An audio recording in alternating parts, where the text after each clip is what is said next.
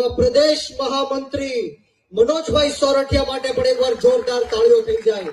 એવા સૌરાષ્ટ્ર ઝોનના ઇન્ચાર્જ રાજુભાઈ બોરખત્રિયા, એવા ક્રાંતિકારી યુવાન જેમણે બોટાદની અંદર કડતા કાંડમાં જેલમાં રહીને પણ જે તાકાત દેખાડી છે, પાર્ટીને આગળ વધારવાની જે જવાબદારી લીધી છે, એવા રાજુભાઈ બોરખત્રિયા માટે પણ એકવાર જોરદાર તાળીઓ થઈ જાય।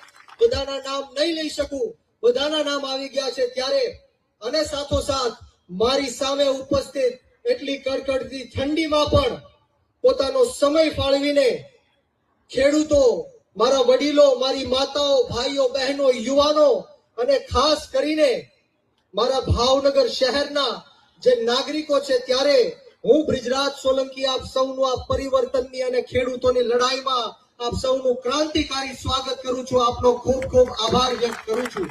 દોસ્તો, આજે આપણા આમ આદમી પાર્ટી ગુજરાત પ્રદેશ અધ્યક્ષ ઈસુદાનભાઈ ગઢવીજીનો જન્મદિવસ છે ત્યારે એકવાર જોરદાર તાળીઓથી એમને આપણે જન્મદિવસની શુભેચ્છા સાથે શુભકામનાઓ પાઠવીએ છીએ અને ખોડિયાર માતાજીને એટલી જ પ્રાર્થના કરીએ છીએ કે ઈસુદાનભાઈ ગઢવીજીના જીવનમાં સુખ, શાંતિ અને સમૃદ્ધિ નો આપે,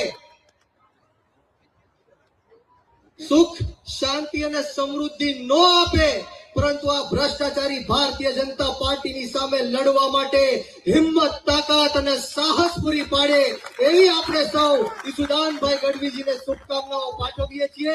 સાથોસાથ વિશેષ વાતો નથી કરવી, ઘણો બધો સમય થઈ ગયો છે ત્યારે મારી વાણીને હું વિરામ આપીશ ત્યારે ભાવનગર શહેરની અંદર જે રોજિંદગી સમસ્યાઓ છે, નારી ગામની અંદર જે સમસ્યાઓ છે એના વિશે ઈસુદાનભાઈ ગઢવી વાત કરવાના છે ત્યારે આપણા દેશમાં અંગ્રેજોએ 200 વર્ષ સુધી શાસન કર્યું, ત્યારબાદ આપણા પૂર્વજોએ અંગ્રેજો સામે લડત લડી, આપણા ક્રાંતિકારીઓએ શહીદી આપી, કુરબાની આપી, ત્યારે જઈને આપણો ભારત દેશ આઝાદ થયો છે। અને દેશ આઝાદ થયા બાદ ડોક્ટર બાબા સાહેબ ભીમરાવ આંબેડકરે જે આપણને સંવિધાન આપ્યું એમાં સમાનતાની વાત કરવામાં આવી, એમાં ધર્મ નિરપેક્ષતાની વાત કરવામાં આવી, પરંતુ આજે જ્યારે આપણે જોઈએ છીએ કે આ ભ્રષ્ટાચારી ભારતીય જનતા પાર્ટીએ 2 કાયદાઓ બનાવી નાખ્યા છે। એક ઉદ્યોગપતિઓ માટે કાયદો અને એક ગરીબ લોકો માટે કાયદો બનાવવામાં આવ્યો છે।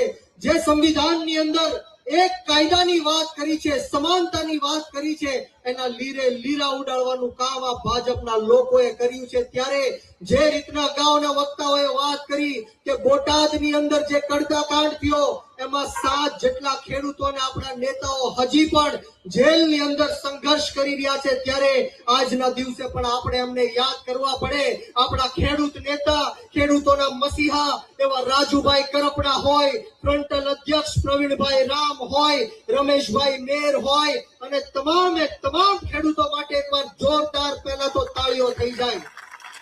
જે રીતના અન્યાય અને અત્યાચાર બોટાદની અંદર હળદળ ગામમાં ખેડૂતો સાથે કરવામાં આવ્યો છે, જે રીતના અંગ્રેજોની ગુલામી કરતા કરતા પોલીસ મિત્રોએ જલિયાવાલા બાગમાં ચારેય તરફથી ભારત દેશના લોકોને ઘેરીને જે અંધાધૂન ગોળીબાર કર્યો અને અનેક ભારતીયો શહીદ થયા, એવી જ રીતના બોટાદની અંદર હળદળ કાંડમાં આપણા ખેડૂતોને ચારેય બાજુથી ઘેરીને આ ભ્રષ્ટ ભાજપના ઈશારે આ પોલીસ તંત્રએ અંધાધૂન આપની ઉપર લાઠીચાર્જ કરવામાં આવ્યો, ટીયર ગેસના સેલો છોડવામાં આવ્યા, તમામ પ્રકારના અત્યાચાર અને અન્યાયો કરવામાં આવ્યા। ઘરમાં ઘૂસીને દરવાજાઓ તોડીને માતાઓ, બહેનો ઉપર જે દમન ગુજારવામાં આવ્યું છે એ આપણે સૌએ જોયું છે। ત્યારે આપણે સૌએ આવનારા દિવસોમાં નાત, જાત, ભેદભાવ, ભાષા, ધર્મ, જ્ઞાતિ, જાતિ બધું જ ભૂલીને આમ આદમી પાર્ટીને સમર્થન આપવાનું છે,